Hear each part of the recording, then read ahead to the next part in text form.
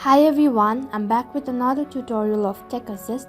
In today's guide video, I'm gonna show you how to delete your Coffee Meets Bagel account on your device. Now before we get started, make sure that you're logged in and also make sure to watch the video till the end. Now first of all, you'll have to open the application. Now once you open the application, the interface gonna look like this. And on this following page, in the upper left corner, you can see your profile icon. Tap on it. So as you tap on it, on the other page you have your profile information, and right at the bottom you can see settings option, so tap on it.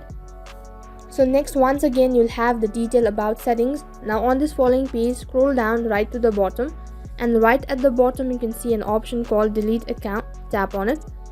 So before you delete your account, you'll have to select a reason for deleting your account. So here are a list of different options, so you can select on any one of these following options.